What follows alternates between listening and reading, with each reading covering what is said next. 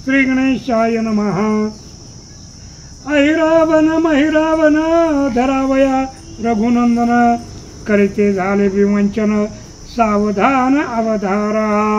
ग्रंथकर्ते संत एकनाथ महाराज सांगतात, मायबापांनो, संत सज्जनांनो, कालच्या अध्यायामध्ये कथा अशा प्रकारची झालेली आहे. रावणाचा दूत अहिरावण महिरावणाकडे गेल्यानंतर अहिरावण महिरावणांनी रामचंद्र प्रभूंना त्या ठिकाणी धरण्याचा विचार केलेला आहे, देवीला विनंती केलेली आहे आणि विवंचना करू लागलेली आहेत. कशा प्रकारची विवंचना करतात, काय करतात, ऐकूया. पाताळ सांडून त्वरित झाले रणभूमीची प्राप्त धरुणी न्यावया संधी पाहत अहोरात्र सावध. आणि पाताळातून ती राक्षस त्या ठिकाणी लंकेपाशी आली, रणभूमीपर्यंत आलेली आहेत आणि राम लक्ष्मणाला नेण्यासाठी टपलेली आहेत. केव्हा संधी मिळते आणि केव्हा घेऊन जातो अशा प्रकारचा विचार करतात. परंतु सर्वजण अहोरात्र सावध आहेत, त्यामुळं त्यांना ते शक्य होत नाही. ये इकडे वानर भारी दळ सजी कपी केसरी सन्नद्ध सन्नद्ध बद्ध द्रुम करी निज गजरी हरिनामे. आणि इकडं वानरांची सेना प्रभू रामचंद्र भगवान की अशा प्रकारे गर्जना करून सर्व वानर झाड दगड जमा करू लागले. का करू लागले? रावणाला मारायचंय म्हणून त्या ठिकाणी सर्व वानर सेना हरिनामाच्या गजरामध्ये युद्धाची तयारी करतायत. हनुमान वीर निज भक्त राम भजनी सावचित करुणिया कुरवंडी जीवित स्वामी सराखित अहर्निशी. हनुमान वीर आहेत, भगवंताचे निजभक्त आहेत आणि सर्वात महत्वाचं म्हणजे राम भजनी सावचित्त. रामचंद्र प्रभूंच्या भजनामध्ये हनुमानजी सावचित्त आहेत, ज्यांनी देह भगवंताच्या सेवेवरती कुरवंडी करून ओवाळून टाकलेला आहे आणि अहर्निशी रात्रंदिवस रामचंद्र प्रभूंचं संरक्षण हनुमानजी करतायत.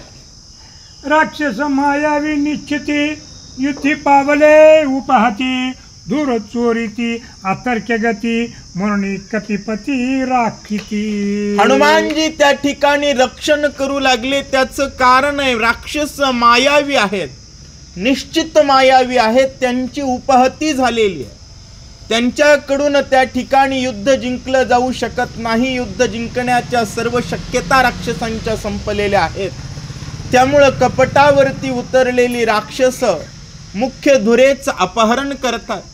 ज्यावेळेस छत्रपती संभाजी महाराज औरंगजेबाला ऐकतच नव्हते, त्यावेळेस त्यानं शेवटचा उपाय केला की अटक करायची आणि त्या ठिकाणी मारायचं. का? राक्षसांचा तो नियम आहे, राक्षसांची ती युद्ध नीती आहे आणि ही बजरंग बलीला माहिती असल्यामुळं बजरंग बली अहोरात्र रामचंद्र प्रभूंचं संरक्षण करतायत. ना म्हणे वेळ अवेळ दिवस रात्र अक्षर पळ घटिका मुहूर्त काळ वेळ अचळ राम भजनी. वेळ आणि अवेळ. महाराज, पगारीचे नोकरदार वेळेतच काम करतात, वेळेत चकली मारतील, पण वेळ झाल्यास 1 मिनिटही काम करत नाही. परंतु जे निजभक्त आहेत, जे सेवक आहेत, ते काळ वेळ होय, काळ वेळ नाम उच्चारिता नाही. म्हणून हनुमानजी अहोरात्र त्या ठिकाणी भजन करू लागलेले आहेत. घटिका मुहूर्त काळ वेळ. काही जणांचं ठरलेलं असतं, एवढी घटका एवढे मुहूर्तच काम करायचं, इतकाच वेळ कार्य करायचं. तसं नाही आहे. अचळ राम भजनी, राम भजनापासून चळतच नाहीत असे आढळ राम भक्त हनुमानजी आहेत असं सांगतात. सर्व शरीर व सर्व संपत्ती अंतर्बाह्य श्रीराम भक्ती वेचिली असे मारुती साक्षे पस्थिती अवधारा. सर्व शरीर, कारण माणसाची सर्वात मोठी संपत्ती कोणती आहे महाराज? शरीर संपदा. जगातली सर्वात मोठी संपदा कोणती आहे? शरीर आहे. आणि भगवंताची भक्ती ही अंगानं करावी. रोजगारी लावून भगवंताची सेवा नसते करायची. काया वाचा मन. काया सर्वात महत्वाचं. आधी अधिष्ठान कशाला दिलं नंबर? कायेला.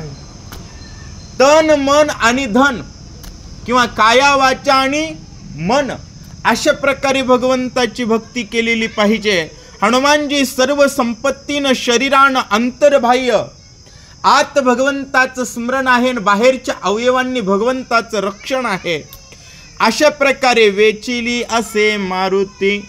आणि साक्षेप स्थितीनं हनुमानजी कसं भजन करतायत याचं विश्लेषण नाथ महाराज आपल्याला करतायत. का करतायत तर साधकानं हनुमानजींकडून शिकावं. काय भक्तीच्या त्या वाटा मज दावाव्या सुभटा. सुभट असणाऱ्यांकडून शिकावं यासाठी नाथ महाराज विश्लेषण करतायत. एकले मन श्रीराम भक्ती लाविताची बाह्यव्रती सहज पाविले रघुपती इंद्रिय स्थिती श्रीराम. आणि सर्वात महत्वाचं आहे महाराज भजनामध्ये भक्तीमध्ये जीवनामध्ये मन. कारण मन करारे प्रसन्न सर्व सिद्धीचे कारण एके आवरिल्या चौघासी. एकट्या मनानं मन बुद्धी चित्त अहंकाराला जर आवरलं आणि सर्व जर रामचंद्र प्रभूंच्या भजनात व्यस्त झाले, अहंकाराची अहंकृती रामे मिळाली निश्चिती नाठवे बाह्य स्फूर्ती. अशा प्रकारे रामचंद्र प्रभूंच्या भजनामध्ये हनुमानजी व्यस्त झालेले आहेत. एकलं मन राम भजना भक्तीला लागल्याबरोबर बाह्यवृत्ती काय झाल्या? सहज अर्पिल्या रघुपती. होय मनात आला हनुमंताची सेवा करायची. बरोबर माणसाचा हात झाडू घेत असतो, बरोबर त्या ठिकाणी डोकं खाली टेकत असतं. या गोष्टी सांगाव्या लागत नाहीत. पण मनानं जर मनावर नाही घेतलं तर दोरीनं बांधून माणसं मंदिराकडे आणले तरी येत नाही आहेत. त्यामुळे हनुमंतानं मन रामभक्तीत लावल्याबरोबर बाह्य इंद्रिय सहज रामचंद्र प्रभूंना अर्पण झाले आणि इंद्रियांची स्थिती प्रभूची सेवा करतीये असं सांगतात. मने वचने कर्मस्थिती राखिता झाला रघुपती श्रोती अवधान द्यावे चित्ती कथा संगती सांगेन. नाथ महाराज सांगू लागले हनुमंतानं काय काय दिलं महाराज राम भजनाला? मन दिलं. सर्वात महत्वाचं महाराज मन दिलं पाहिजे आणि त्यानंतर वचन दिलं पाहिजे. कमिटमेंट असलं पाहिजे बरं का. मनात देवाची भक्ती आहे परंतु एका दिवशी सकाळी 8 वाजता, दुसऱ्या दिवशी दुपारी 12 वाजता, तिसऱ्या दिवशी आलाच नाही तर नाही आला, याला वचन म्हणत नाहीत. एकदा का वचनबद्ध झालं की मी तुझा सेवक आहे, रोज तुझ्या दारात पडून राहील, त्यावेळेस मने वचने आणि मग कर्मस्थिती. कर्माची स्थिती कोणती आहे? पूजा करावी. त्या ठिकाणी जी काही विधिविधान असतील, रामायण सांगता येतं सांगावं, वाचता येतं वाचावं, मंदिर झाडता येतं झाडावं, बसता येतं बसावं, लोकांना बोलवता येतं बोलवावं. जेही काही आपल्या कर्माची स्थिती आहे, प्रत्येकाला एकच स्थिती येत नसते. प्रत्येकाला रामायण सांगता येत नाही. परंतु कुणाला मंदिरावर रांगोळ काढता येते, कुणाला बाहेर खराटानं झाडता येतं. जी सेवा करता येते ती कर्मस्थिती. परंतु मन द्यावं, त्यानंतर पुन्हा वचन द्यावं. आपण आपल्या सेवेबद्दल प्रतिबद्धता भगवंताच्या पुढे व्यक्त करावी आणि मग कर्माची स्थिती ठरवावी. आणि या मन वचन आणि कर्मस्थितीनं हनुमानजी रामचंद्र प्रभूंचं रक्षण करत आहेत. आणि श्रोत्यांना सांगू लागले, श्रोते मायबाप तुम्ही चित्त देऊन लक्ष द्या. आता जी काही कथा घडतीये मी ती तुम्हाला सांगतो. मने कळून या ध्याना मोकलून जाणे रघुनंदना संकल्प विकल्प गमना गमना रघुनंदना सारिसेची. पहिली स्थिती सांगितली. विश्लेषण करतायत 3 गोष्टीचं, मन वचन आणि कर्मस्थिती. मग मनाचं विश्लेषण करत असताना नाथ महाराज सांगतायत की मायबापांनो मनी कवळून या ध्याना. मन ध्यानावर पाहिजे महाराज. मन ध्यानावर नसेल आणि माणूस इथं बसला तरी मुंबईला फिरत असतो. म्हणून काय केलं? मनानं ध्यान कवळलं आणि मोकलून जाणे रघुनंदना. रामचंद्र प्रभूंशिवाय इतर मन जाणारच नाही अशा प्रकारे मनाला बांधलं. आणि मनाच्या पळण्याच्या 2 स्थिती असतात, संकल्प आणि विकल्प. मंदिरावर मन जरी आणलं, हनुमंताकडे जरी मन बघू लागलं तर विकल्प येतो, इथं बसून फायदा होईल का, दुकानचं गिराईक जाईल. इथं बसून फायदा होईल वाटलं तर 5 मिनिट बसतंय, गिराईक जाईल वाटलं तर लगेच उठतंय, चपलापर्यंत जातंय, पुन्हा येऊन बसतंय, चपलापर्यंत जातंय, बाहेर बघतंय. या अशा परिस्थिती काय येतात तर संकल्प आणि विकल्पाच्या स्थितीनं. परंतु संकल्प आणि विकल्प आणि संकल्पामुळं मनाचं गमन आणि आगमन होत असतं. परंतु हनुमंतानं मनाचं गमन आणि आगमन रामचंद्र प्रभूंच्या सोबतच बांधलेलं आहे. तू मन हे मीच करी, माझी भजनी प्रेम धरी, सर्वत्र नमस्कारे मज एकाते. म्हणून मन हे राम झाले, मन हे राम झाले. आणि प्रवृत्ती निवृत्तीला ग्रासून टाकलं, गिळून टाकलं त्या मनानं आणि पूर्णतः रामचंद्र प्रभूंना समर्पित केलं. हे हनुमंताच्या भक्तीची वाट आहे. सावध साधकांनो लक्षात घ्या, या पद्धतीत भक्ती केली तर देव आपला होतो असं सांगतात. बुद्धी निश्चय जाण सावधान रघुनंदन, राखिते झाले अनुदिन क्षण क्षण न विसंबे. क्षणोक्षण न विसंबे. माय बापांनो बुद्धीनं निश्चय केला, कारण वचन सांगितलं. वचन म्हणजे प्रतिबद्धता आहे भजनाबद्दलची. बुद्धीनं निश्चय केला आणि सावधानपणे रघुनंदनाचं रक्षण करतायत. कसं? अनुदिनी 24 तास. नरेंद्र मोदी साहेब दिल्लीला असतील की कोण्या देशाच्या दौऱ्यावर असतील महाराज, राम मंदिराकडे कुणाची वाकडं बघण्याची हिंमत नाही. त्यांना माहिती आहे वाचू शकत नाहीत, आपल्या औलादी खतम केल्याशिवाय हा राहणार नाही आहे. ही ताकद आणि हे कमिटमेंट जर असेल तर होतं काय महाराज? राखीते झाले रघुनंदना, क्षणे क्षण न विसंबे. जाणाऱ्या प्रत्येक क्षणात भगवंताची आठवण आहे. अर्धा क्षण सुद्धा भगवंताला न विसरणारे भक्त हनुमानजी आहेत असं सांगतात. चित्त चिंतन समवेत धरून राहिले रघुनाथ, आहरणीशी राम राखित सावचित्त सर्वदा. चित्त चिंतनासहित, चित्तानं चिंतनासहित कुणाला धरलेला आहे महाराज? रामचंद्र प्रभूंना धरलेला आहे. अहर्निशी राम राखीत. मनानं हृदयात रामाला राखलं पाहिजे महाराज. कारण मनातून राम जर बाजूला गेले तर मालक बाजूला गेला की घरात कुत्रं घुसत असतं. तुम्ही कधीही बघा, दुर्डी घरात ठेवलेली असावी, मालकीन बाहेर गेल्याबरोबर कुत्रं घुसतं. तसं रामाचा विसर पडल्याबरोबर काम क्रोध लोभासारखी 3 कुत्रे घुसतात आणि या घराची नासधूस करून टाकतात. म्हणून सावध साधक अंतकरणामध्ये भगवंताच्या अधिष्ठानाचं सदोदित संरक्षण करत असतात, सर्वदा करत असतात. तशा प्रकारे हनुमानजी करू लागलेले आहेत. निजाभिमानी कपिपती रामो रामो हमस्मी निजव्रती, धरून राहिला रघुपती अहोराती सावध. निज अभिमानी कपिपती. अंतकरणात मी प्रभू रामचंद्रांचा भक्त आहे आणि रामो हमस्मी निजव्रती. रामामुळं व्रती आहेत, रामामुळं मी आहे आणि मी रामाचा आहे. या भावनेनं त्या ठिकाणी व्रती रामरूप झालेली आहे. कारण निज हे आत्मरूपी सर्वनाम आहे बरं का व्याकरणाच्या दृष्टीने. आणि ज्यावेळेस आत्मरूपानं आपण मी म्हणत असतो त्यावेळेस 3.5 हाताच्या देहाला जर मी म्हणलं तर तो जीव आहे. आणि अहम ब्रह्मास्मी ही भावना असणं हे तो जीवची परितुके महेशेशी किंबहुना तुकिता तुलनेसी ब्रह्म तुकासी आले. मी ब्रह्म आहे ही जी भावना आहे आणि त्या भावनेनं हनुमानजी अभिमानानं रामचंद्र प्रभूंची व्रती एकरूप करून रामाला हृदयाच्या ठिकाणी धरून अहोरात्र सावध राहून भगवंताची सेवा करतायत असं सांगतात. अहरणी अंतकरण व्यापक पाही राम राखे सर्वा ठाई, ग्रामात मात्र सवडी नाही राखण पाही हनुमंते. अंतकरण व्यापक पाही आणि राम राखे सर्वा ठाई.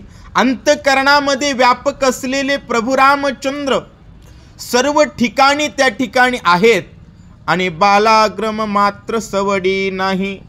एका केसा इतकी सुद्धा रिकामी जागा नाहीये. श्रीरंगा वाचून आणून येणे. अशा प्रकारे सर्व ठिकाणी रामचंद्र प्रभू भरलेले आहेत आणि सर्व व्यापक परमात्म्याचं संरक्षण. बघा, भगवंताचं संरक्षण हा फक्त भक्ताचा भाव आहे. वास्तविक देवाचं संरक्षण आपण करतो की देव आपलं करतो? महाराज, आपण साधक काय करत असतो? लहान त्या देवघरामध्ये देवाचं रक्षण करत असतो, सुंदर करत असतो, त्याला वारा घालणं, त्याला हे करणं, त्याला ते करणं. तो भक्ताचा भगवंताच्या संरक्षणाचा भाव आहे. वास्तविक संपूर्ण सृष्टीचं सदोदित रक्षण करणारे प्रभू सदैव सावध असतात, सदैव सुरक्षित असतात. परंतु हनुमानजींचा तो भाव आहे, ग्रंथकर्ते व्यक्त करतायत. अंतर्यायचा हनुमंत सर्व भावी रघुनाथ, क्षणक्षणात सांभाळीत बाह्यव्रत अवधारा. अंतरी ऐसा हनुमंत, हनुमान अंतकरणातल्या रामाचं संरक्षण असं करतात. नाथ महाराजांनी सांगितलं. एवढा वेळ जे विश्लेषण केलं ते मन आहे महाराज. मनातल्या भगवंताचं असं रक्षण करतायत, सर्व भावानं रक्षण करतायत, क्षणोक्षणी सांभाळतायत. म्हणून क्षणोक्षणा हाची करावा विचार. अंतकरणात राम आहे आणि तो राम सदोदित अंतकरणात राहिला पाहिजे, ही भावना म्हणजे क्षणोक्षणाचा विचार आहे. आणि या पद्धतीत अंतकरणातल्या प्रभू रामचंद्राचं संरक्षण करतात. आता बाहेरून हनुमानजी प्रभूचं संरक्षण कसं करतात ऐका. दृष्टी विषय रघुनंदन, दृश्या मात्री भरला जान, राखता झाला अनुदिन अनुसंधान अखंड. अखंड राम अनुसंधान हनुमंताला आहे. त्यामुळं दृष्टीतून दिसणारे प्रत्येक विषय, ज्याच्या अंतकरणात राम अनुसंधान नाही त्याला पेढा दिसतो महाराज, जिभेला खावं वाटतो. त्याला सुंदर एखादी अप्सरा दिसते, डोळ्यानं पाहावं वाटते. सुंदर मधुर गायन असतं, कानानं ऐकावं वाटतं. मृदू असा स्पर्श स्पर्शानं करावा वाटतो. परंतु ज्याला असं वाटतं माझ्याची हृदयी भगवंत, तो भगवंत मूर्तिमंत तेने काय नव्हे प्राप्त, अशा प्रकारचे सौभाग्य हनुमान जी आहेत. त्यामुळे हनुमंताच्या दृष्टीनं सर्व विषय जगातील कोण दिसतायत? राम दिसतात. कारण विषयामध्ये सुख देण्याची ताकद त्या वस्तूत राम आहे. म्हणून फुलात रामरूपी चैतन्य म्हणून ते सुगंध देतं. एखाद्या वस्तूत रामरूपी चैतन्य आहे म्हणून ते सुंदर दिसतं. एखाद्या वस्तूत रामरूपी चैतन्य आहे म्हणून ती मृदू वाटते. त्यामुळं दृष्टीनं दिसणारी प्रत्येक गोष्ट राम आहे आणि तो विषय रामाचा आहे असं हनुमंताच्या दृष्टीला वाटत आहे. आणि त्या दृष्टीच्या माध्यमातून सगळीकडे रामचंद्र प्रभूंच्या अनुसंधानानं हनुमानजी प्रभूचं रक्षण करतात असं सांगतायत. श्रवणद्वारी शब्द विषयो अर्थाबोधे बोधे रामरावो, राखितसे महाभावो भक्तरावो हनुमंत. श्रवणद्वारानं शब्द विषय आहे कशाचा? रामाचा. कसा महाराज? ही लक्ष्मण शक्तीतल्या 5व्या अध्यायातल्या ओव्या आहेत. नाथ महाराजांनी हनुमंताच्या दृष्टीनं रिपीट केलेल्या आहेत. तिथं भरताच्या माध्यमातून लिहिलेल्या आहेत. कशा लिहिल्या? श्रवणी शब्द पडताची जाण, शब्दार्थ श्रीराम आपण. होय, माईक लागल्याबरोबर रामायणाचा, हरिपाठाचा किंवा दुपारतीचा आवाज यावा. तिसराच आवाज येत असेल तर रामचंद्र प्रभूंशिवाय काहीतरी आहे. म्हणजे घुसखोर घुसतोय हे ध्यानात येतं, तो सावध भक्त आणि ते बजरंग बली आहेत. हनुमानजींची कान त्या ठिकाणी शब्दाचा विषय आणि त्या विषयाचा अर्थबोध राम आहे. राखितसे महाबाहो म्हणजे कानावर पडलेला शब्द हा रामरूपाचाच पाहिजे. अशा पद्धतीत बोलू लागले. कसं महाराज? आता जर भारतात आपण फिरू लागलो, दुकानाचं नाव दिसलं की त्या पाटीवर सर्वात वर जय श्रीराम असावं, समजावं ते भारतातलं दुकान. माणूस बघितल्याबरोबर त्याचं नाव रामराव असावं किंवा त्यानं रामराम करावा, तर तो व्यक्ती भारताचा आहे. अशा प्रकारचा हनुमंताचा कानातूनचा राम अस्तित्वाचा अर्थभाव आहे आणि त्या अर्थभावानं हनुमानजी प्रभूचं संरक्षण करतात असं सांगतायत. घ्राणद्वारे गंधावबोध श्रीराम परम मकरंद, श्वासोश्वासी परमानंद अगाध बोध कपीचा. अगाध बोध कपीचा. घ्राणद्वारे गंधावबोध, नाकाला बोध कळतो कशाचा? सुगंध आणि दुर्गंधाचा. होय, सुगंध येत असेल तर समजावं रामाची वस्तू आहे, आणि दुर्गंध येत असेल तर बघा ना तुम्ही. रामभक्ताच्या गल्लीत जावं महाराज, मोगऱ्याचे फुलाचे झाड वास येतात, अगरबत्तीचा वास येतो, चंदनाचा वास येतो. आणि राम मंदिर पाडणाऱ्याच्या गल्लीत जावं महाराज, जनावरं मारलेली असतात, कोंबड्याची पकं पडलेली असतात, वास घाण येतो. का? हरिबिन जन्म तो नरकची पैजाना. आणि कुणाचा पाहुणा? यमाचा पाहुणा प्राणी होय. म्हणून हनुमानजी नाकाच्या माध्यमातून जो हनुमंताला बोध येतो तो श्रीराम रूपी परम मकरंद आहे. म्हणून हनुमंताच्या ठिकाणी मंदिरात आल्यानंतर माणसं फुलं ठेवतात आणि काय म्हणतात? जय श्रीराम म्हणतात. म्हणजे फुलाचा गंध आणि रामनामाचा बोध अशा प्रकारे हनुमंताच्या भक्तीचं लक्षण आहे. आणि या पद्धतीत राखीतसे महाबाहो. आणि असंच भारताचं रक्षण करण्यासाठी गावोगाव कोण बसलेले आहेत? हनुमानजी बसलेले आहेत. हा अगाध बोध कपीचा, असं ग्रंथकर्ते सांगतात. रसनारसे विशेष स्थिती श्रीराम स्वये चितशक्ती आचितशक्ती गोडीये माझी रघुपती वीर मारुती न विसंबे. रसनाद्वारे विषय स्थिती. होय, प्रत्येक ही ज्ञान इंद्रिय काय भोगतात? विषय भोगतात बरं का. पहिल्यांदा नजर सांगितली, नजरेला कोणता विषय? श्रवणद्वारे सुंदर. त्यानंतर कानाला सांगितलं किंवा मधुर ऐकावं वाटतं कानाला, नाकाला सुंदर सुगंध घ्यावा वाटतो. आणि त्यानंतर सांगितलं शेवटची रसना. भरताच्या ठिकाणी रसनेबद्दल काय सांगितलं? रसना रातली आवडी घेता राम रसाची गोडी त्रिपुटी झाली देशोधडी रसना ओसंडी रसाते. त्याच अर्थाची ही ओवी आहे. तर काय म्हणतायत? रसना रसे विषय स्थिती. रसनेच्या रसाची विषयाची स्थिती काय आहे? श्रीराम स्वये चितशक्ती. रामचंद्र प्रभो हे चिदशक्ती आहे, सर्वोच्च असणारी शक्ती आहेत. आणि त्या शक्तीची गोडी रसनेला लागलेली आहे. म्हणून आन रस रुचती केवी. होय, रामरसाची चवी एकदा का लागली की दुसरा रस रुचत नाही. म्हणून जय श्रीराम म्हणणारा बोलताना दुसरं काही बोलतच नाही महाराज. नाथ महाराजांच्या भाषेतच काय बोलायचं? हरी बोला, हरी बोला नाही तरी अबोला. आणि व्यर्थ गलबला करू नका. ज्याला जय श्रीराम म्हणायचा नाद लागलाय ती अनंत वाचाळ बरळत नाही. का? जो बरळतो त्या कैसे दयाळ पावे हरी. आणि ज्याला देव पाहिजे तो फक्त राम राम करत असतो. आणि हनुमानजी कोण आहेत महाराज? रामाचं हृदय आहेत. तू तो भजन भक्तीचे केवळ हृदय श्रीरामाचे सभाई अभ्यंतरसाचे निश्चयाचे राम भजन. अशा प्रकारे हनुमंताच्या रसनेचं भजन आहे. आणि या माध्यमातून हनुमानजी रसनेतून राम राखतायत असं सांगतात. त्वचा आलिंगिता स्पर्शी उडूनी शून्यत्वाकाशी मिठी घालूनी श्रीरामाची चिदाकाशी राखित.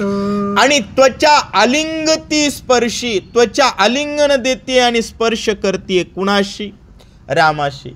रामाशी स्पर्श झाला की शून्यत्व संपत. जिथं शून्यत्व आहे तिथं न्यून्यत्व आहे. जिथं न्यून्यत्व आहे तिथं विषय स्थिती आहे महाराज.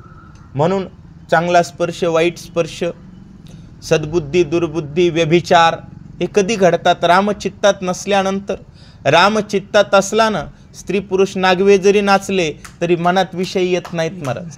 विषय ताकद ती आहे. म्हणून इथं सांगतायत की उडवोनी शून्यत्वाकाशी मिठी घालोनी श्रीरामासी. रामचंद्र प्रभूंशी मिठी घातलेली आहे. मला सांगा, भारतातल्या सगळ्यांनी जर या पद्धतीत राम राखला तर पिस्तुल्याचं पोट तरी भरल का? मरून जातील का नाही 1.5 दिवसात? एक दिवस खायला मिळणार, आता 1 मिनिट खायला मिळणार नाही. त्यामुळं गाजर गवत संपवायचं असेल तर एकच पर्याय आहे, ऊसाला ठिबक सिंचन लावायचं. अजिबात उगवत नाही. आणि हे ठिबक सिंचन सांगणारा अध्याय आहे. ग्रंथकर्ते सांगू लागले. अशा प्रकारे हनुमानजी भजन करतायत. वाचे शब्द उत्पत्ती गाठ घाली रघुपती बोलता व्यवहार वंदिती राम मारुती न विसंबे. वाचेने शब्द व्युत्पत्ती, जिभेतून शब्द निघाला की त्या शब्दाची व्युत्पत्ती म्हणजे उद्देश बर का. गाठ घातली रघुपती, त्या शब्दाच्या उद्देशाची गाठ कोणापर्यंत पोहोचली पाहिजे? रामापर्यंत पोहोचली पाहिजे. बाजारात जरी बोलू लागलो तो राम राम म्हणलं पाहिजे, आणि राम राम करणाऱ्याच्याच घरी आपल्या खिशातला रुपया गेला पाहिजे. इतकं डोक्यात ठेवलं म्हणजे त्याला म्हणावं राम व्युत्पत्ती. वाचेची शब्द व्युत्पत्ती आणि गाठ घातली रघुपती. बोलता व्यवहार वदंती, व्यवहारात बोलत असताना जी काही वाचा वदतीये ती काय? राम मारुती न विसंबे. म्हणून बाजारात जाताना हनुमंताचं दर्शन घ्यावं आणि एवढ्या ज्या काही ओव्या सांगितल्यात या पद्धतीत बाजार करावा, या पद्धतीत शेतात जावं. महाराज पिस्तुले 1.5 दिवसात मरून जातील, 1.5 दिवसात. परंतु आमच्या हिंदू समाजाला मंदिरावर यायची लाज वाटायली म्हणून कुणाचाही कितीही पोटभर मार खायला लागलेत का? हनुमान गावोगावी असताना तुम्ही मंदिरावर येत नाहीत, हनुमंताच्या राम भजनाची स्थिती जाणून घेत नाहीत, म्हणून देशामध्येच तुम्ही संकटात आहात. जर हनुमंताची भजन स्थिती तुम्हाला समजली तर रावणाच्या देशात जाऊन त्याच्या दाढीसहित लंका जाळण्याची ताकद येते, असं ग्रंथकर्ते सांगतात. हस्ताची क्रियाशक्ती, क्रिया मात्र रघुपती, घेता देता अर्थ जाती, राम मारुती न विसंबे. अहो नाथ महाराज सांगू लागले हाताची क्रिया स्थिती काय हो? क्रिया मात्र रघुपती. घ्यायचा राम द्यायचा राम, एकची वस्तू देता घेता, एका बोलाचीच कथा, एका वाचोनी सर्वथा दुजी वार्ता. असे ना, साखर जरी दुकानावर घ्यायची झाली तर आधी दुकानदाराला म्हणायचं राम राम, तिकडून राम राम उलट आला तर काम, नाही तर निघ.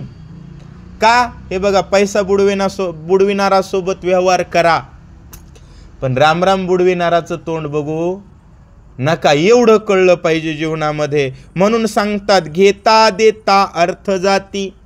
अर्थाची जात म्हणजे पैसा. पैशामध्ये वस्तू असेल, जनावर घ्यायचं असेल, साखर घ्यायची असेल, ही अर्थ जात आहे ना, तिला अर्थ म्हणजे किंमत आहे. आणि ज्या वस्तूला किंमत आहे ती वस्तू देता आणि घेता दोन्ही गोष्टी करत असताना काय केलं पाहिजे? राम मारुती न विसंबे. हनुमान मारुतीला विसरत नाही. आणि तुम्ही सगळे कुणाच्या गावात राहता? हनुमंताच्या. प्रत्येक गावची ग्रामदेवता कोण आहे?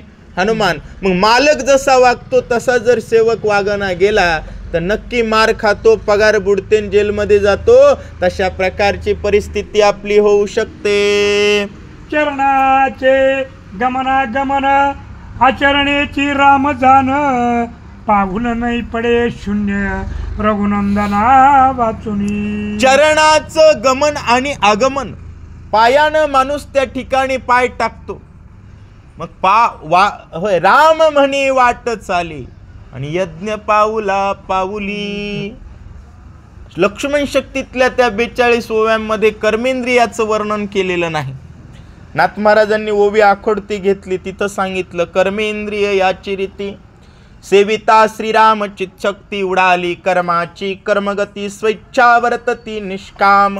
परंतु त्या एका ओवीचं विश्लेषण इथं 4-5 ओव्यांमध्ये नाथ महाराज करू लागले. काय सांगतायत? चरणाचं गमन आणि आगमन, आचरणेची रामजान.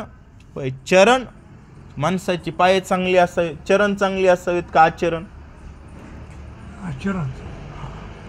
चरण टाकत असताना राम म्हणलं की आचरण आपोआप चांगलं होतं, सिद्ध होत.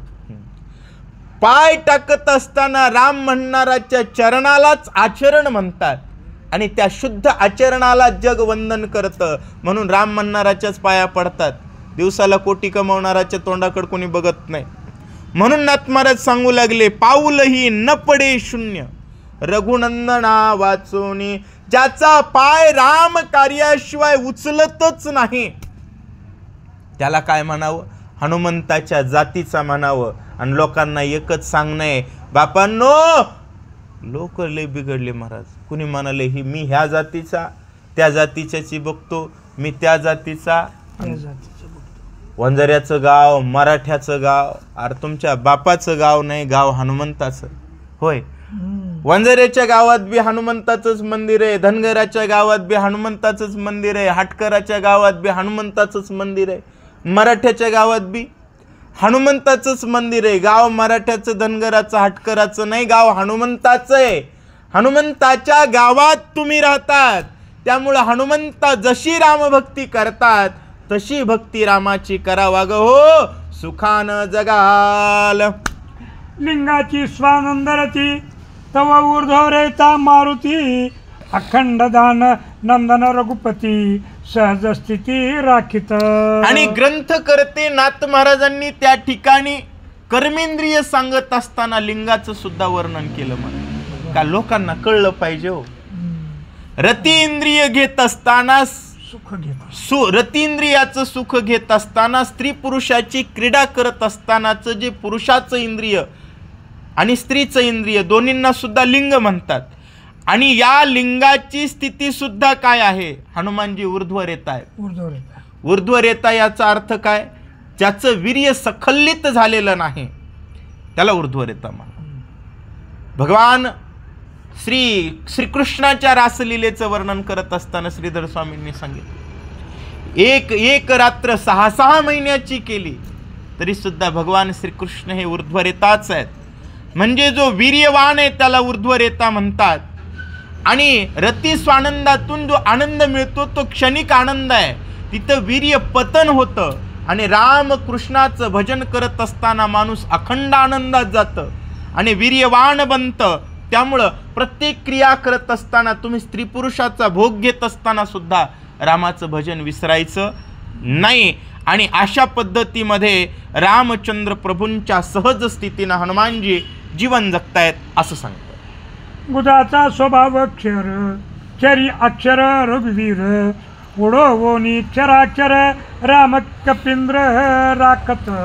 10 इंद्रियामध्ये त्या ठिकाणी सांगितलं किंवा गुदाचा स्वभाव आहे. गुदेंद्रिय म्हणजे आपण मल विसर्जन करतो, संडासला जातो वगैरे, त्याचा स्वभाव काय? खाल्लेलं सोडून देतं ते. तिथं यमाची देवता आहे. नाथ महाराजांनी सांगितलं क्षरी अक्षर म्हणून. गुदेंद्रियाचं क्रिया करत असताना सुद्धा तुकाराम महाराज काय म्हणू लागले? विठ्ठल विठ्ठल विठ्ठल. एक जण म्हणला संडासला बसताना भजन करतेत का? ते म्हणले तुकाराम महाराज म्हणले आमच्याकडे टाइम टेबल नाही. म्हणले का? आम्हाला लागली सवय. माझी मज झाली अनावर वाचा, छंद या नामाचा घेतलासे. म्हणून क्षरी अक्षर रघुवीर, उडवोनी क्षराक्षर राम कपिंद्र राखीत. म्हणून ज्यावेळेस आपण भगवंताचं भजन करतो त्यावेळेस जगातली नाशवंत गोष्ट कोणतीच नाही, आणि भगवंताला विसरतो त्यावेळेस सर्व नाशवंत आहे. अशा प्रकारे नाथ महाराज सांगू लागले, अविनाशाकडे सदोदित चित्त ठेवलेले परमभक्त हनुमानजी आहेत असं सांगतात. राम प्राणाचा पाळख, कपी रामाचाही रक्षक, होऊन या एकाएक रघुकुळ टिळक राखित. राम प्राणाचा पाळक आहे. शरीरावरती प्राण आहे कुणामुळं? रामाचं आपल्यावर लक्ष आहे म्हणून. आणि हनुमान कोण आहेत? त्या रामाचे रक्षक आहेत. महाराज किती मोठी स्थिती हनुमंताची, भजनाची स्थिती आहे. अशा पद्धतीत त्या ठिकाणी सांगू लागले, होऊन या एकाएक, एक पणानं, एक भूतानं, एक मनानं हनुमानजी एक झाले. आणि एक होऊन त्या ठिकाणी एका जनार्दन असणाऱ्या श्रीरामचंद्र प्रभूंचं अखंड रक्षण करतायत असं सांगतात. उच्च दुर्ग करुणी कटका, द्वारमुखाचे आलोलिका, कर्णरंध्री निगम निर्गम देखा, कपी नायका रचितसे. कपी नायका रचितसे. पुच्छ त्या ठिकाणी केलं महाराज, गुंडाळलं, असं गोल टाकलं.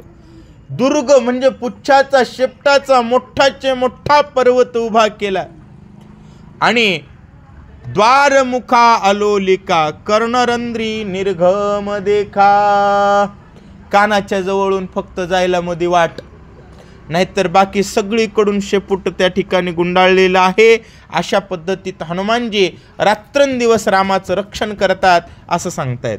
उरले पुच्छाचे जे अग्र ते तळीवरी निरंतर भव जैसा विष्णुचक्र अहोरात्र सावधान. उरले जे पुच्छाचे अग्र असा पूर्ण सैन्याला रामासहित शेपटाचा गराडा घातलेला आहे. आणि जे काही शेपटाचा गोंडा आहे तो असा गरगर गरगर फिरतोय. कसा? नामधारकाच्या भोवती जसं भगवान श्रीकृष्णाचं चक्र फिरतं. यमानं नोटीस काढलेली आहे महाराज. काय म्हणला? तुम्ही तिकडे गेलाव की चक्र फिरतंय बघा. नका जाऊ तया घावा नामधारकाची शिवा. का? सुदर्शन यावा घिरटी फिरे होवता. तशा प्रकारे बजरंग बलीचं सुदर्शन शेपटाचा गोंडा रामप्रभूच्या बाजूनं फिरतोय. वार्याशी रिग नाही तेथे राक्षस बापुडे काही भ्रमण करची लवलाही दुरा पाही चोरावया. वाऱ्याला वाट नाही तिथे जनावर खाणाऱ्या राक्षसाचं काय चालणार आहे महाराज. बजरंग बलीची ही ताकद आहे. भ्रमण करीती लवला आहे. राक्षस आजूबाजूला टप्पू लागले, फिरू लागले. इतकं भजन पक्क जर असलं तर राक्षस आपल्या केसाला धक्का लावू शकत नाहीत. आणि भजनात जर कचे पडला हो तर आपल्या गावात अर्धे राक्षस झालेत. प्रत्येक गावात झालेत. आणि इतकं मारतीत की कसं मारतीत बघायचं कामच नाही महाराज. राक्षस टपलेले आहेत. हनुमंताच्या पुढं त्यांचं काही चालत नाही. आणि असंच तुमचं आमचं संरक्षण व्हावं म्हणून समर्थ रामदासांनी काय केलं महाराज? गाव हनुमानजी आणून बसवले. पण काही येड्या संघटना निघाल्यात. समर्थ रामदासांचाच विरोध करतात. का विरोध करतात? समर्थासोबतचं नातं तोडलं की समाज दुबळा बनतो. आणि दुबळा समाज गुलाम बनवता येतो. आणि गुलाम बनवलेल्या समाजावर राज्य करता येतं. परधर्मीयांचं राज्य देशावर आणण्यासाठी समर्थ रामदासांपासून समाजाला तोडण्याचं पाप या देशातील नीच प्रवृत्ती आजही करताना दिसतात. परंतु समर्थाचे शिरोमणी असणारे हनुमानजी सदोदित सावधपणे रामरक्षण करताय.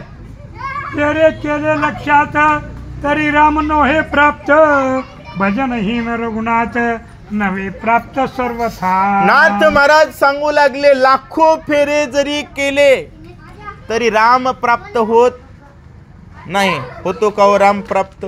आणि राम प्राप्त होणं काही एवढं सोपं आहे का महाराज? 75 घेऊ. राम प्राप्त होणं इतकं सोपं नाहीये. मग भजनहीनाला राम प्राप्त होत नाहीयेत. नाथ महाराज सांगतात राम प्राप्त करायचं असेल तर एकच पर्याय, भजन करावं लागतं. आणि हनुमानजी अखंड भजन करतात असं सांगतात. बहुत झाले खेळ दक्षिण प्राप्त नोहे रघुनंदन मग करू आदरिले स्तवन कुलदेवता जान कामाक्षी. बहुत खेद क्षीण झाले महाराज. त्यांच्याकडून शक्यच होत नाहीये राम प्राप्त करणं. बघा देव प्राप्त करायचं झाला तर देवाच्याच मनात यावं लागतं. जोपर्यंत देवाच्या मनात येत नाही तोपर्यंत होत नाही महाराज. राक्षसांनी विचार केला. म्हणले प्रत्येक गावामध्ये बजरंग बली बसलेत. म्हणले या जय श्री राम राम करणारायचं रक्षण करायला आमचं काहीच चलना झालंय. त्यावेळेस त्यांनी त्यांच्या कुलदेवतेची प्रार्थना केली. सकळ कामना संपूर्ण समर्थाची करी आपण मनवोनी तिशी अभिधान कामाक्षी जाण बोलती. जी काही मनात इच्छा करील ती प्रत्येक आकांक्षा केलेली इच्छा पूर्ण करते म्हणून तिला कामाक्षी देवी म्हणतात असं सांगतात. बुद्धीची बुद्धी आपण परमात्मा रघुनंदन राक्षसा वळला संपूर्ण मोक्षदान द्यावया. बुद्धीची बुद्धी आपण, प्रत्येकाच्या बुद्धीची बुद्धी कोण आहे? राम आहे. अशा प्रकारचे रामचंद्र प्रभू परमात्मा आहेत. राक्षसांवर ओळले म्हणजे काय? प्रभूची कृपा झाली राक्षसांवर.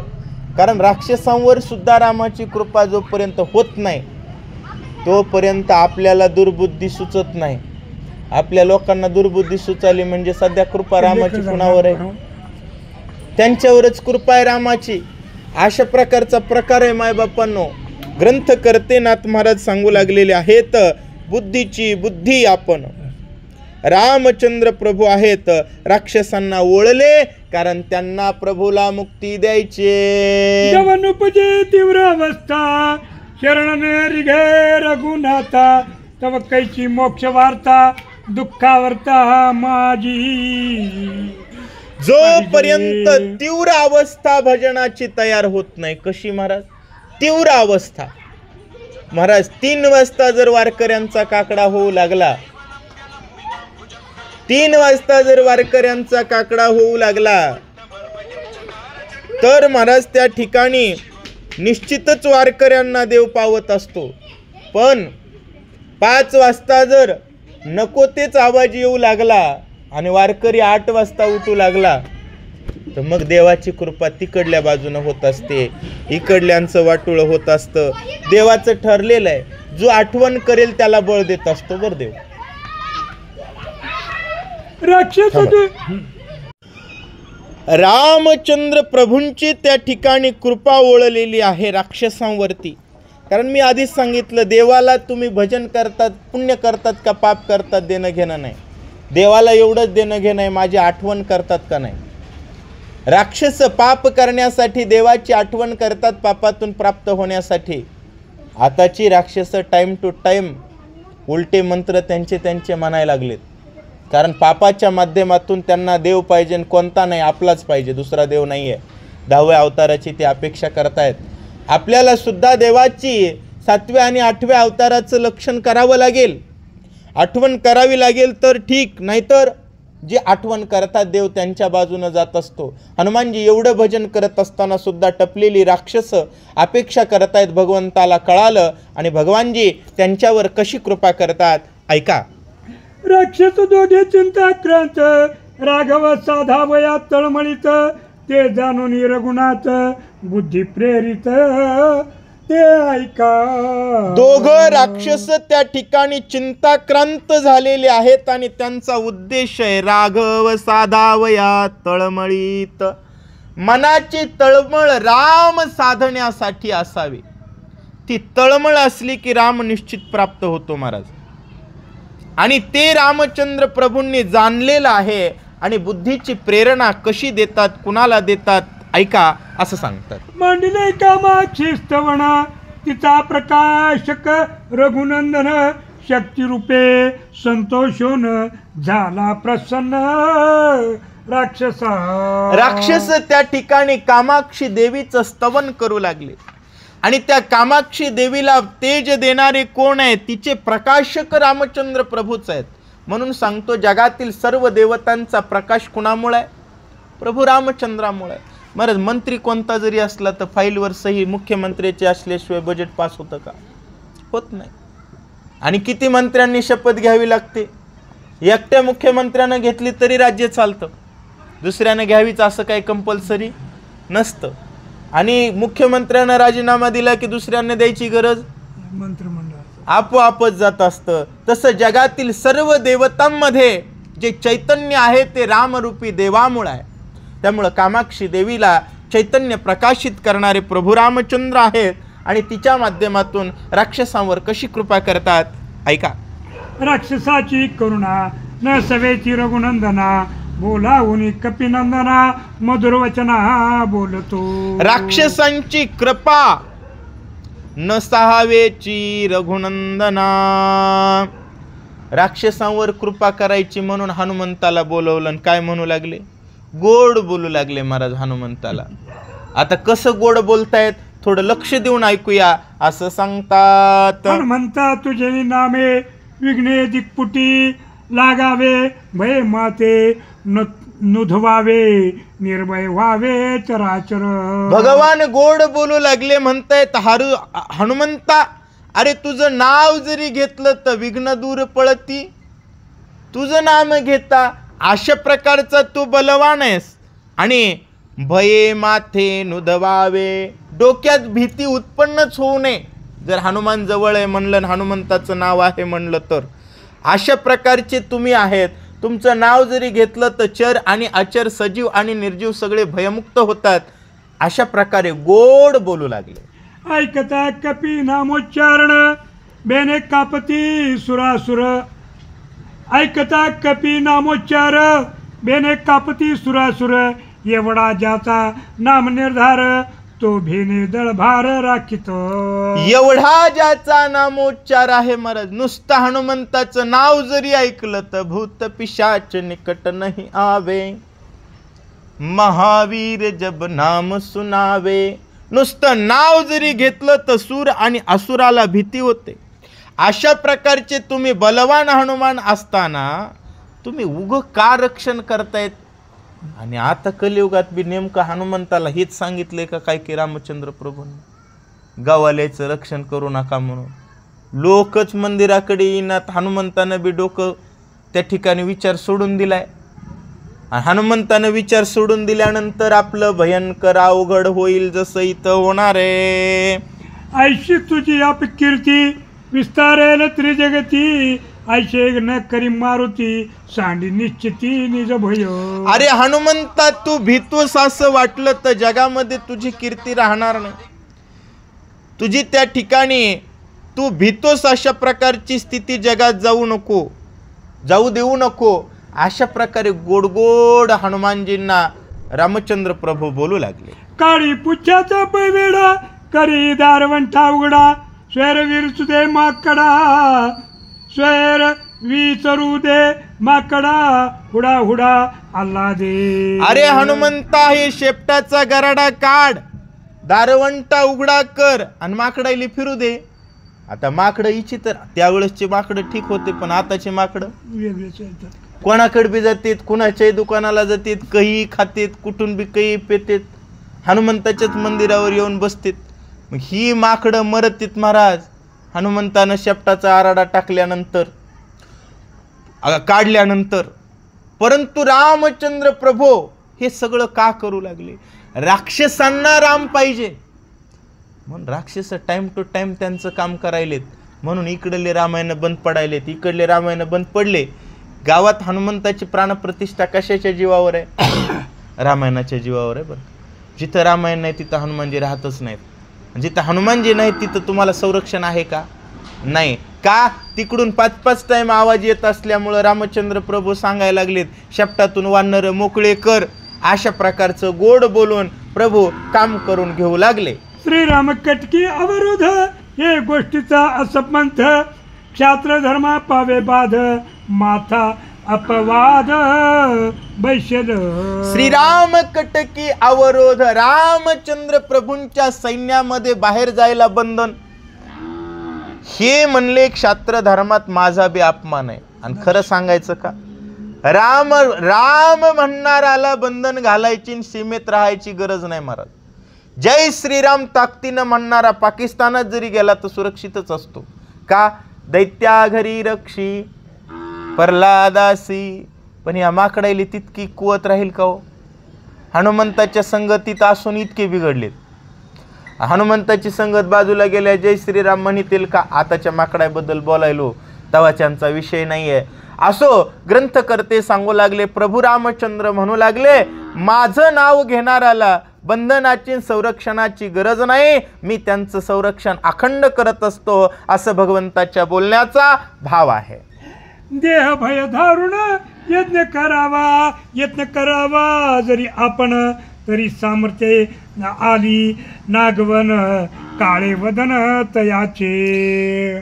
देह भय जर असेल आणि देह भयानं जर प्रयत्न करत असेल बिहून काम करणारा आणि बिहून भांडण करणारा जिंकत असतो का. नाहीये. म्हणून तरी सामर्थ्य आली नागवन काळे वदन तयाचे. भक्ती करायची तर बिंदास्त करावी महाराज. काय म्हणतंय किन कोण म्हणतंय किन कसं होतंय किन कोण टुतंय किन असे नाही महाराज. येथ विजय पण होईल की सर्वथा हा देह जाईल. हे आधीची काही पुढील न चिंतावे किंवा चिंतावे ना असं ज्ञानेश्वर महाराज म्हणतात. तसंच प्रभू रामचंद्र म्हणू लागले देह भयानं प्रयत्न करणं सावध राहणं हे काय बरोबर नाही. खरं सांगायचं म्हणजे सावध असलंच पाहिजे.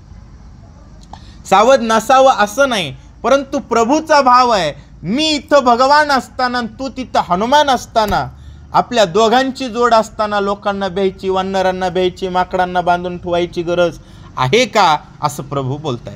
देह भय विषय सुख सर्वता प्राप्त नवे देख, अथवा नवे सांसारिक परमार्थ देख ते कैसा. अहो, देहाचं भय धरणाराला विषयाचं सुख मिळत नाही. मिळतं का?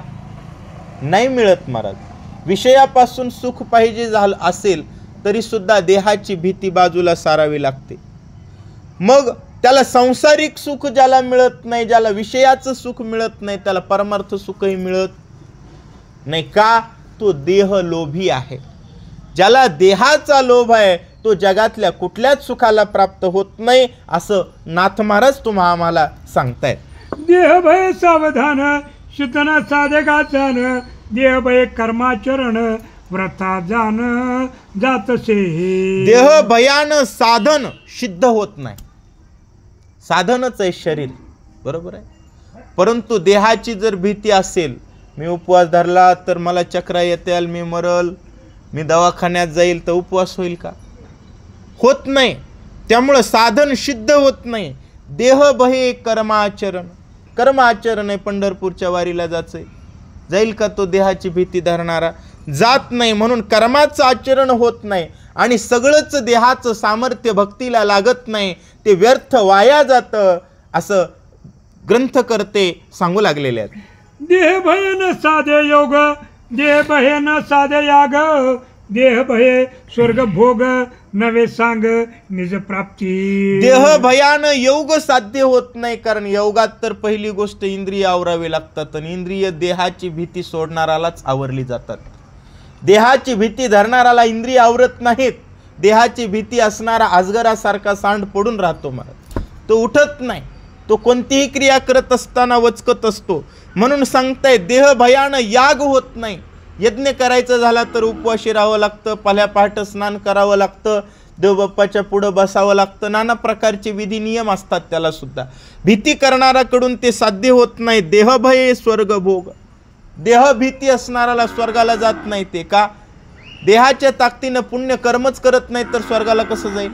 जात नाहीये, म्हणून त्याला स्वर्ग भेटत नाही. म्हणून नवेस अंग निज प्राप्ती, निजाची प्राप्ती परमात्मा स्वरूपाला देहभीती असणारा व्यक्ती जात नाही, असं सांगू लागले. देह भय सकळ दुःख अनुमात्र नवे सुख, अकल्प भोगावे नरक दुःख आलोलिक देह संगे. देहाच्या भीतीनं जगातील सर्व दुःख मिळतं महाराज, आणि अनुमात्र सुख मिळत नाही. अनुमात्र तीळ मात्र सुख भेटत नाही. आजही लोकांना देहाचीच भीती आहे की कळायला लागले लोकांना, ही पुढं चालून आपल्याला मारणार आहेत म्हणून. पण लोक म्हणालेत जाऊ द्या, कुठं भांडण करीत बसा, कुठं नादाला लागाव. अरे शरीरामध्ये मला सांगा, नासूर जर पायाला झाला आणि तो जर लांबू लागला तर तो लांबण्या अगोदर पाय कापणं बरं ना, पण तो कानात झाला, हातात झाला तर पुन्हा नीट सरणात घालावं लागतं. परंतु ज्याला देहाची भीती आहे तो सरणावर जातो, परंतु उपाय करत नाही आहे, आणि जो उपाय करत नाही त्याचा अपाय टळत नाही, असं ग्रंथकर्ते सांगतात. देह भया प्रती असता कैची वीरव्रती, सकाळ धर्माची होय शांती भय निश्चिती देहाच्या. आणि ते देह भय जर आम्हाला असेल तर आम्हाला वीरवृत्ती कशी? झाडावर चढायचंय बाबा, कसं की पडलो की पडतोय, ती जिंदगी झाडावर चढत नाही मला. तसं वीरवृत्तीनं कार्य करायचं झालं तर पहिली गोष्ट देहाचं भय सोडलं पाहिजे. आपण वीर आहोत, आणि जो देहाची भीती धरतो त्याला त्याच्या धर्माची शांती होते आणि भयानं निश्चित देहाचा नाश होतो, असं ग्रंथकर्ते सांगतात. लोकपुवाद बैशे माता देह भय रघुनाथा, हे चुकवावे हनुमंता वेळा तत्वता काढिकी. हे बजरंग बली, हे हनुमानजी महाराज, लोकाचा अपवाद डोक्यावरती बसत असतो महाराज. लोक म्हणते ते लय भेते, झाडावर चढत नाही, ते लय भेते, बाहेर येत नाही, ते लय भेते, सकाळी गारव्याचा आंघोळ करीत नाही, की नाही? लोकाचा अपवाद आहे. तसं मी जर तुझ्या शेपटाच्या संरक्षणात बसलो तर लोक म्हणतील राम भेलाय. अशा प्रकारचा विषय येत असतो. म्हणून ते माझ्यावरचा लोकांचा अपवाद चुकवण्यासाठी एवढा वेढा काढ गोड बोलू लागले. परंतु खरं सांगा, हनुमंताचं चुकलं होतं तर मग आजपर्यंत का प्रभू बोलले नाही? परंतु समोरचा रामाची अपेक्षा करतोय, भेटायचं म्हणते रामाला, भेटायचंय. आणि जाकी रही भावना जैसी, तसाच देव त्याला. देव तसा आहे महाराज. आणि देव तसाच आहे. राक्षसांना चोरून न्यायची अपेक्षा होती, त्यांना चोरून नेण्यासाठी रस्ता मोकळा करतोय. तुम्ही जर कडकडून मिठी देण्याची अपेक्षा धरली तर तो तर कमरेवर उभा राहून वाट बघायलाय. भेटीसाठी उभा, तिची आवडी है की नाही? भेटीची आवडी. कृपाळू तातडी उतावीळ अशा प्रकारचा पांडुरंग परमात्मा आहे असं ग्रंथकर्ते सांगतात. ऐकून या राम वचन हनुमान घाली लोटांगण, अगाध बोध रघुनंदन, आम्हा पामरा ज्ञान कैसे. भक्तीमध्ये हे शिकावं हनुमंताकडून महाराज. भगवान प्रभू रामचंद्रजींचं बोलणं ऐकल्याबरोबर हनुमंतानं साष्टांग लोटांगण घातलं. तिथं हनुमंतानं सांगितलं का नाही रामा, गरज, राक्षस विचित्र असते, राखावं लागतंय. देवाला ज्ञान शिकवू नये. बरं, हे बघा, महाभारतामध्ये काही शहाणे निघाले, देवापुढं शहाणपणा शिकवू लागले. भीष्माचार्य म्हणला माझी प्रतिज्ञा आहे कुळाचं रक्षण करायची. कर्ण म्हणला मी ज्याचं खाली पोळीन त्याची वाजवीन टाळी. कांटाळीच बसली महाराज, मारावं लागलं. रणभूमीच्या ठिकाणी देह सोडावा लागला. देवानं सांगितल्यानंतर पुढं आपली प्रतिज्ञा सांगायची नसते, आपलं वचन सांगायचं नसतं, आपलं काहीच सांगायचं नसतं. देवानं सांगितलं हे कर की गुपचूप करायचं. याला नाव धर्म म्हणावं, याला नाव भक्त म्हणावं, याला नाव शहाणपणा म्हणावं. आणि खेळिया माझे हनुम्या शहाणा, भगवंताच्या चरणावर लोटांगण घातलं. भगवंता, तुम्ही अगाध बोध प्राज्ञ असणारे प्रभू आहात, आम्ही पामर आहोत, आम्ही तुमचे रक्षक आहोत, म्हणून भगवंताच्या चरणावर लोटांगण घालतायत. चरणबंधोनी तत्वता वेळा काढिला परता, कर जोडून या रघुनाथा, सन्मुख तुभा राहिला.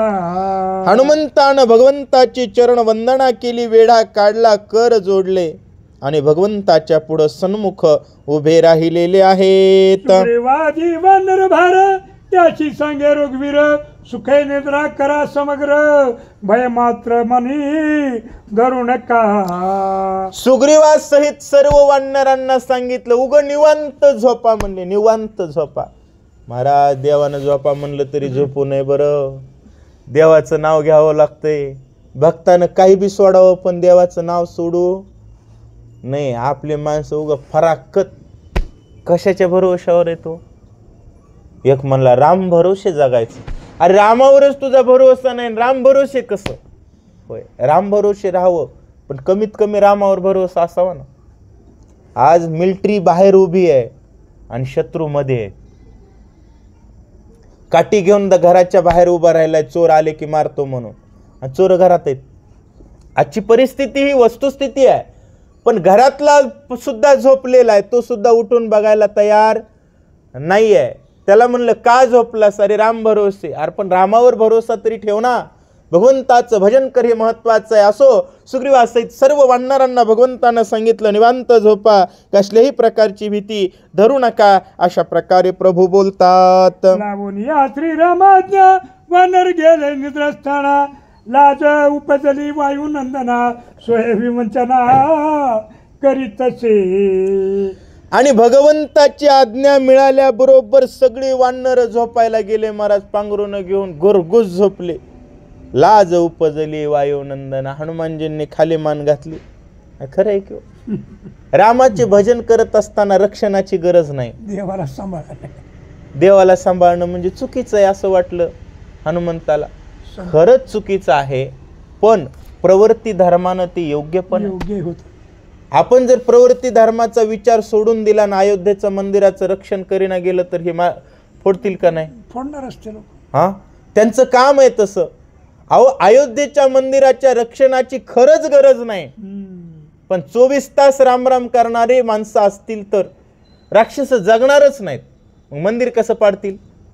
परंतु आपण तांदूळ त्याचेच, वाटाणे त्याचेच, केळं त्याचेच, रताळं त्याचेच, सगळं त्याचंच खाऊ लागला आणि तुमच्याच पैशावर तेच जगू लागले तर ते मंदिर पाडतो म्हणणारच. मग जर असे येडे असतील तर रक्षण करावंच लागतं, आणि सगळे शहाणे असतील तर रक्षणाची गरज नाही आहे. हनुमानजी म्हणू लागले सगळे शहाणे आहेत आणि भगवान चतुरातो शिरोमणी गुण लावण्याची खाणे. त्या भगवंताच्या अगाध प्रज्ञेपुढे हनुमंतानं मान खाली घातली असं सांगू लागले.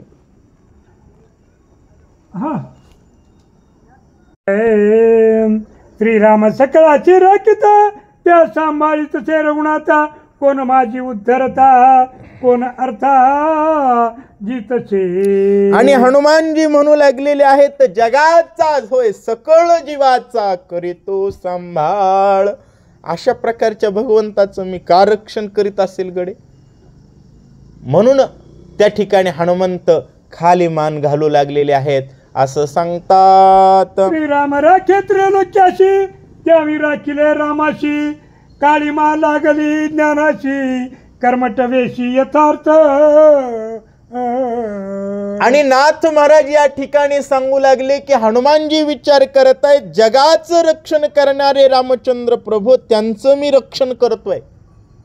त्यांचं रक्षण करणं हे ज्ञानाला काळीमा आहे. कशाला काळीमा आहे? ज्ञानाला. मग मी का केलं तर कर्मठपणानं केलं. म्हणजे कर्मठ असणं हे योग्याचं लक्षण आहे. नरेंद्र मोदी साहेब योगीही आहेत आणि ज्ञानीही आहेत. कर्मठ भावनेनं अयोध्येचं रक्षण करतात का? 24 तास ड्रोन कॅमेरे फिरतात महाराज, रक्षणही करतात. आणि ज्ञानाचा विचार केला तर रोज अयोध्येतच येऊन बसतात का? नाही महाराज, फक्त अखंड भगवंताचं चिंतन करतात. हनुमानजी म्हणू लागले मी ज्ञानापेक्षा कर्माला प्राधान्य जास्त दिलं म्हणून रामाचं रक्षण करत बसलो. कर्माला प्राधान्य दिल्यामुळं माझ्या ज्ञानाला काळीमा आली, माझ्या ज्ञानात कमीपणा आला नव्हता. जो कर्म करणारा कर्मठ आहे तोच ज्ञानी असतो, कारण कर्म हेच ज्ञानाचं लक्षण आहे. परंतु भगवंताचं काम करायचं होतं आणि शहाण्या माणसानं कधी कधी दुसऱ्याचा शहाणपणा असला तरी त्याला वेड्यात काढावं लागतं बरं का, त्याच्याशिवाय कार्य होत नाही. आणि भगवंताला राक्षस मारायची होती म्हणून हनुमंताला त्या ठिकाणी भगवान बोललेले आहेत. परंतु भगवंतानं बोलल्यानंतर हनुमानजी थोडा विचार करतात, जगाचं रक्षण करणाऱ्याच्या रक्षणाची चिंता मी का करावी असा विचार करतात. अगाध बोध रघुनाथा, प्रबोधिनी यथार्थ वार्ता, मजा एवढी कोण चिंता, स्वस्ताता सुखे निजो. अगाध बोध रघुनाथ आहेत महाराज, प्रबोधिली यथार्थ वार्ता. यथार्थ वार्तेचा हनुमंताला प्रबोध केलेला आहे. आणि हनुमंताला सांगितलं, हनुमंत तुला अभंग पाठ नाही का बरं? कोणता? आवडीने भावे हरिनाम घेसी, अन तुझी चिंता त्यासी सर्व आहे. अरे हनुमंत माझी चिंता करीत असतील का? चिंता मी करायची असते, है की नाही? जगाची चिंता करणारा मी परमात्मा आहे. हनुमंताला वाटलं राव उगच मी रात्र जागत बसलो. मस्त खाचं, एकादशीला मस्त खाचं, रात्री जागर करायचा, दुसऱ्या दिवशी द्वादशीला खाचं, आपलं नुक्ती मुक्ती मजा आहे महाराज. अशा प्रकारचं सोडून दिलं मी जागत बसलो असाही विचार हनुमंताला जरी वाटला, देवानं जरी सांगितला असला तरी हनुमंताची अगोदरची जी नाथ महाराजांनी सूक्ष्म भक्ती सांगितली ती भक्ती महत्वाची आहे. तेच ज्ञान आहे, तेच वैराग्य आहे, तेच कर्म आहे असं ग्रंथकर्ते सांगतात. जाणून कपी केसरी, वेडा काढीला झडकरी, आपुलाले मेळीकारी, सुखे वानरी निद्रा केली. अशा प्रकारे हनुमंतानं जाणलं, शेपटाचा वेडा काढला आणि हनुमंतानं सांगितलं वाग हो, कुठं जाऊन कसं झोपायचंय ते झोपा. मेंढर राखताना संध्याकाळी ती सगळीकडून टाकतात बघा, जाळं लावते, ते जाळच काढून टाकलं. मग त्या ठिकाणी सगळ्यांना सांगितलं तुम्हाला कुठं जायचंय ते जा, फक्त म्याव केलं पाहिजे मेंढरानं तर ते सापडत आहे महाराज कुठं बी गेलं तर. तसं माणसानं काय केलं पाहिजे? जय श्रीराम म्हणलं पाहिजे. मग कुठेही राहतो, हा कोण्या बी गल्लीत राहू, 100 घरं जरी दुसरे असले आणि एक जय श्रीराम वाल्याचं असलं तर सुरक्षित राहतं. फक्त प्युअर जय श्रीरामवाला असला पाहिजे, हाऊस पुनवला नाही. हाऊस पुनवलच्याला मग ती 100 घरं जरी असली आणि पिस्तुल्याचं एक असलं तरी मार खात असतं. ग्रंथकर्ते सांगू लागलेले आहेत, निवांत झोपा हनुमंतानं आज्ञा दिली. जाणून या पुढील कार्यार्थ निद्रा करी रघुनाथ, राक्षस वेगे आले तेथ चोरून नेत रघुनाथा. अशा प्रकारचा पुढील कार्यार्थ रामचंद्र प्रभूंनी जाणला आणि निद्रेचं सोंग केला तर देवाला झोप येत असती होय.